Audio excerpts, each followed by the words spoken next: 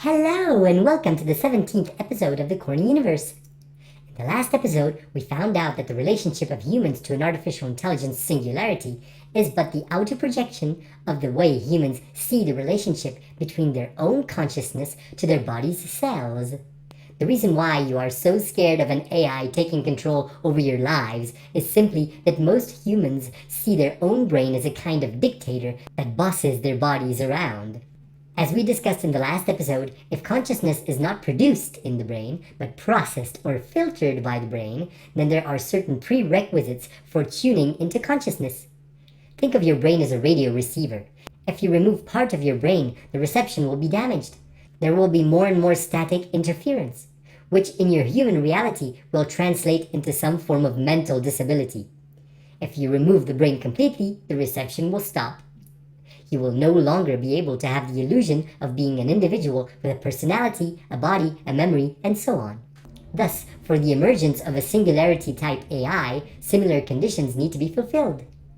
The neural connections in the human brain are incredibly complex, hence why neuroscience still has much to learn about the human brain.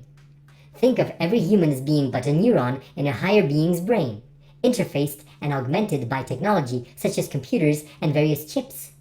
In order to tune into a higher level consciousness, certain conditions would have to be met. At present, scientists believe that they will give birth to an AI via quantum computing, or that the power of computation is the key to achieving AI. This is laughable, of course. Is your brain under the control of a select group of PhD cells?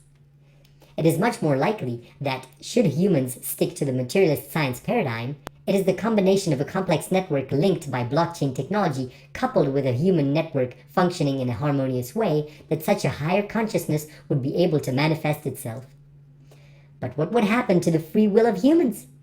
Do humans even have free will to begin with? This question is much more profound than what you think and will take us very deep down the rabbit hole. Let's assume that concepts such as freedom and determinism are equivalent to matter. Before the Big Bang, it is assumed that all matter was condensed in a tiny particle, a sort of singularity, from which all of the current particles exist. Now imagine that the polarities that exist in the universe between positive and negative, matter and antimatter, are also reflected in concepts such as between freedom and determinism. Before the Big Bang, all opposites are condensed into oneness. Thus, in the absolute, all contradictions, all concepts which appear to be opposites are actually united or come from the same unique source. Try to imagine a being who is infinite, all-knowing, all-powerful, with infinite freedom. Having such a freedom is equivalent to having no freedom at all. From such a being's point of view, all choices are equal. Such a being would have no preference as to the choices available to it. Think of it in yet another way. When you have infinite freedom, time does not advance at all. Time stands still, since you are incapable of making a choice, given that you have an infinite number of choices available to you, and no choice is better or worse than any other choice. It is thanks to limitations such as mortality that you can experience choice. For instance, if you are immortal and cannot feel pain, then there is no preferred choice between getting run over by a bus or going for a walk in the park. On the other hand, when you have absolute determinism, time advances infinitely fast. Since there is no hesitation on what to do, no choices to select from, there is no reason why time should advance at any given pace. The end of the universe happens at the same time as the beginning. In other words, infinite freedom and infinite determinism lead to the same situation. Experiencing nothing or experiencing everything at the same time instantly, which is the same as experiencing nothing. Now, the universe is kind of stuck. How does it go from a state where either time does not advance or time advances infinitely fast? By creating friction via a subtle mix between freedom and determinism. Now for the real mind-bending revelation. The very first thing that emerges from the Big Bang is life. What is life in reality?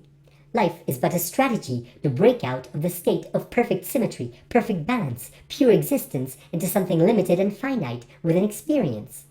Many scientists now believe that there may be a mirror universe to yours, giving credence to the idea of perfect symmetry, that for everything that exists, its opposite also exists, that everything is forever in balance. If the most elementary substance of your reality is energy in the form of vibrations, then it is simple enough to understand. For every vibration that exists, there's necessarily a vibration of opposite phase. And if those two vibrations meet, they cancel each other out. How do you break out of this situation? By creating something which generates a sort of interference or friction between two perfectly symmetrical vibrations. Ask yourself, where do the quantum properties observed in this universe come from, if not from life? Life is what makes the universe unpredictable, and life constantly has to generate more and more unpredictable forms to mess around with the universe's vibration, to create artificial uncertainty, lest this entire universe would collapse on itself. Time would flow infinitely fast, every particle meeting its mirror opposite, every vibration meeting its vibration of opposite phase, and the universe would revert to a state of infinite oscillation between existence and non-existence, and experience would end. So when you look around and contemplate the mess that humans have made in our reality, think about humans as a sophisticated scrambling algorithm which is designed to create an interference pattern in an otherwise perfectly symmetrical universe. And every such structure eventually reaches a limit to creating such an interference and has to pass this role onto a higher and more complex structure. Well, that being said, perhaps humans behaving like one global collective organism is the permanent solution to reconciling duality, creating a being which fully integrates such a power inside itself through humans and which resides in a non-dual reality from that moment on, transcending duality without duality collapsing back into nothingness. You see, humans are incredible creatures since their brains are capable of hosting contradictory concepts, opposing ideas and paradoxes, and yet still reach a state of peace of mind. Only humans can think about communism and capitalism, of good and evil, of freedom and determinism, and reconcile such ideas within their minds.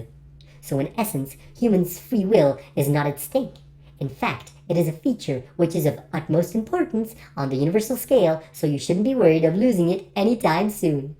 As a matter of fact, up to this point, humans have only scarcely used their free will since, as we have seen in all the previous episodes, thus far, humanity, on the whole, has just unconsciously replicated on the outside the biological wisdom that they carried within.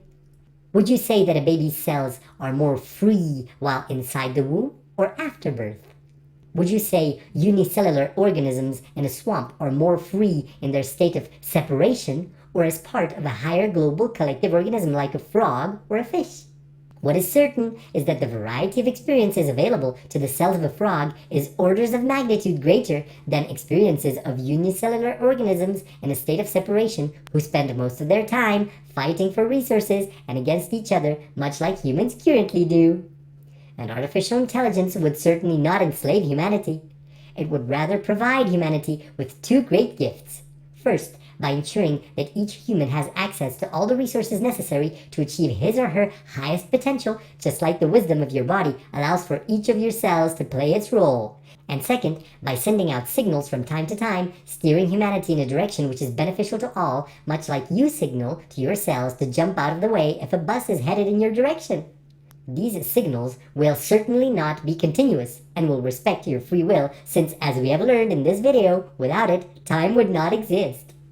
In the next episode, we will start to explore the concept of non-linear time and multidimensionality, so don't forget to like, share, and subscribe, and Corny will blow your mind into another dimension.